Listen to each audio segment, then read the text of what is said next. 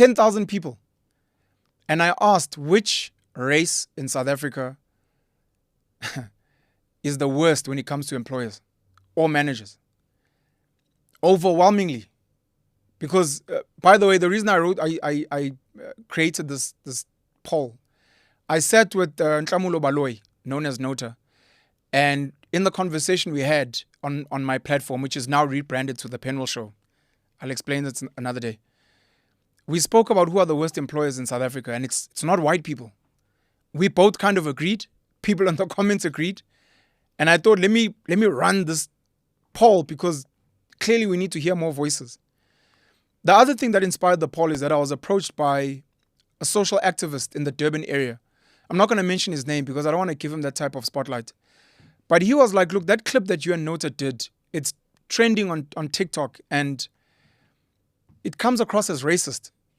Why would you guys think that Indians are the worst employers? So I ran the poll to kind of be like, look, this is what people said. You're right. We were wrong. But overwhelmingly, Indian employers and managers are deemed the worst in South Africa, with Indians being a minority of about 2 to 3% of the population. White people are about 8-9% of the population. And then, of course, you've got black people at like 80%. Now, outside of the engagements I had with this gentleman, because I actually wanted to visit Durban with him, I wanted to have a conversation with him on a platform.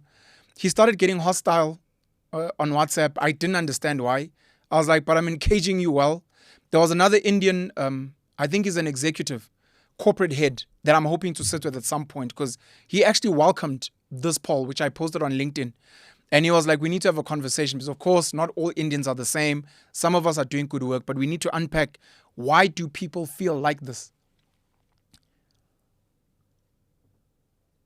Without going too hard into history, the British came here, colonized South Africa, as it were, created this union of South Africa to serve the Queen. At the time, it's the King today. And basically created these political structures that we have now. Afrikaners, white Afrikaners, would become second class after the British in the pecking order. Then you'd have Indians, I'd like to think, coloreds, and then blacks at the bottom of the food chain. The Afrikaners would then mobilize and end up taking over government, and they'd uplift themselves. Economically, politically, they built schools, etc. Beautiful for them. The British sort of didn't really care. They were kind of established and it's okay. So Afrikaners at the top now still sort of see the Indians, coloreds, blacks, with the coloreds just marginally above black people. Where am I going with this? Okay. So when the British were in power, the Afrikaners would be the boss, the supervisor, the people that have to control and look over the blacks, contain these natives, these indigenous folk, because they're a bit rough around the edges. When the Afrikaners would uplift themselves, they needed new managers of the natives. And I'd like to think that's where the Indians came in. But now you're taking over an office of brutality, where Afrikaners were very vile to black people. Obviously, a lot of them learned indigenous languages and they'd speak it even if it's broken, and they'd speak down in condescending tones. So I think when the Indians were upgraded, they kind of took on that legacy of speaking down, including the Fanagalo. Wenalo, tatalo, fagalo in the baki. But condescending. And because of that legacy of apartheid, I think it's filtered down. Because what most people don't know is that spatial planning, white people in the center of the economy and town, and then you start moving out. Indians were allowed to live closer to white people, and they were allowed to have businesses. So they've been running trade since before black people were allowed in the mainstream economy. Coloreds would also be allowed. That's where you get a lot of, if you travel around the country, coloreds normally live in flats relatively close to white people.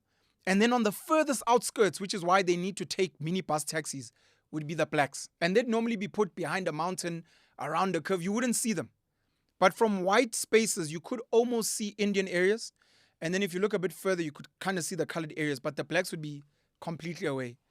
So I think that's where it came from, number one. Number two, Indians are highly invested in their education. It's one of the things I respect highly about them. And I think what also happens with education, you see this in the black community with educated blacks. Because I did well in maths, because I have a good handle of English, I look down on my black brothers and sisters that speak broken English, that don't really do well at school. And then the condescension comes again. Well, when I was at Fort Hare doing my PhD, my thesis, looking down on Jacob Zuma as an example. So I think there's also that element of, look, these black people with their Bantu education are not really that educated. They're a bit rough around the edges. The white people have entrusted us to be the boss. And we've been running business. We've done well academically. And I think it's been that legacy that still filters today. And when I raise some of these topics, man, it's not to cause division, as this social activist accused me of. It's actually to highlight something that could potentially be a problem. What happens if black people revolt? You had Umbongeni Ngema releasing a song about Amandia, which really offended the Indian community. You've got a term like kuli, amakula, that many black people believe is fine. No, ngamakula. And you're like, no, amandia. Ikula, a kuli, is a derogatory term in the same class as kafir, a kafir. But it's these legacies, right? And this animosity. And if we are serious about nation building, we need to speak about racism. We need to speak about tribalism. We need to speak about xenophobia / Afrophobia. And then we need to speak about the workplace, because if many of us are sort of somehow trying to get along with white people and we're calling them out and they're trying, we should be comfortable to call out other people. It could be Indians today. It could be clever blacks tomorrow.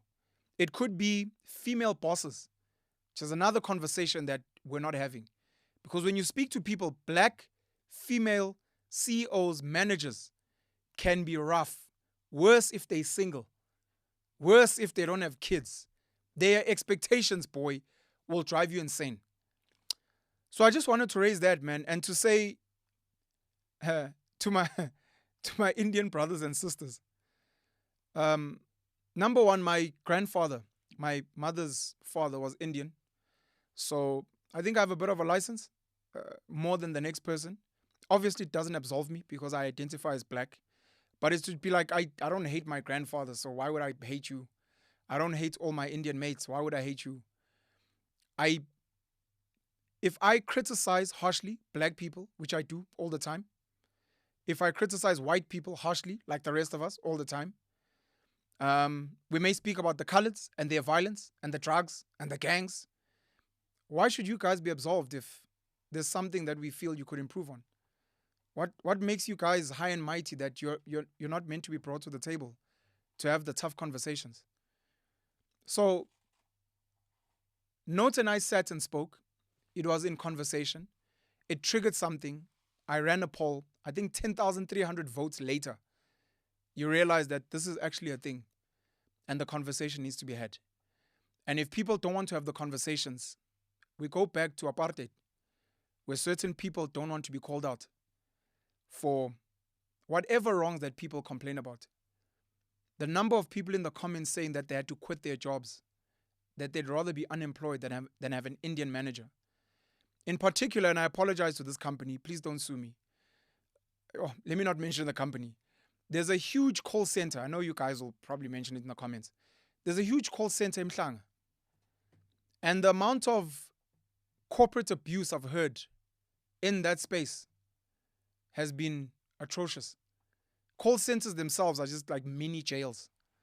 I've had an Indian manager. We had some really rough moments together. I was kind of sad because I was like, I hope you're not playing into the stereotype.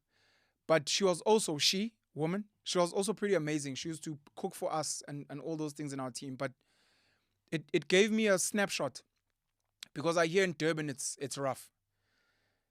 It's rough. But let's have the conversation. It's very, very important. I love Indian people. I reference them all the time when I speak about communities that are united, that are pushing in the business economic space, people that have multi-generational homes, that don't send their grandparents to old age homes, or their mothers and fathers that are older. They actually live with them. They have the highest academic excellence in the country. They took advantage of BEE. They've built phenomenal businesses. Some of them export globally. Um, we love their food. I'd like to think for most normal people, Indian food is arguably the best food, if not on the planet, at least in South Africa. The biryanis, the curries, the samosas, the chili bites, absolutely delicious. And the culture and the music. We want to build a nation together. I mean, I'm here now as a legacy of an Indian man who decided to get with a black Zulu woman, and then my mom was born, and then I was born later on. So we need to have the conversations, as difficult as they may be.